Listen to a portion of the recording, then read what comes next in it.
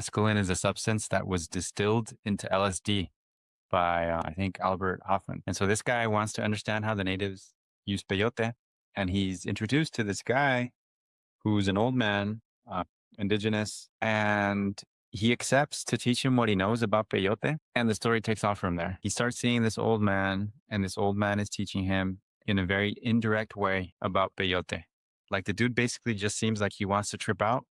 And Don Juan is taking him on hikes in the desert, presenting him with a view of the world that is completely foreign and alien to him, challenging his preconceived notions of the way the world is and how one should operate in the world. And he's basically introducing him into what he would call sorcery, a sorcerer's way of looking at the world. And to make the story shorter, he gets to a point where he's straddling two worlds: our Western world, in which he's a graduate student doing fieldwork in anthropology, and a sorcerer's world, in which you have a completely different way to understand and conduct yourself, and in which you perceive the world.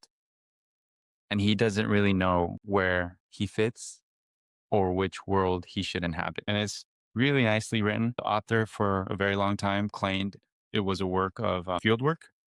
Like the first three books, every chapter starts off with a date: July 13th, 1967. Today, Don Juan and I, blah, blah, blah, blah, blah, so on and so forth. But then the rest of the books are just like his like entries and recollections of the interactions that he had. And I could really talk for a long time about those books, the teachings of Don Juan, but they really present an interesting way to think and carry yourself and conduct yourself in the world. Incidentally, there's another author named Don Miguel Ruiz, who also has the same framework of thinking and inhabiting the world as Don Juan, which he calls Toltec wisdom. And that's what Don Juan would call it too, but it's a little bit more suited for general audiences. It's a series. I think there's 12 books, and the series are known by the first entry in the series, The Teachings of Don Juan. And they're written by Carlos Castaneda. And these books, I read the first 6 books. To me, for a long time, I've said the first 4 or the first 3 were the best. But now I got back past book 5 and 6, and they're really interesting.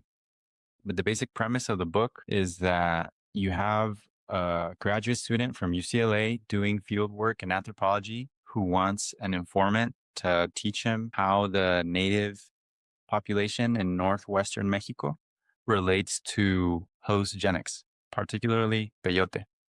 Peyote has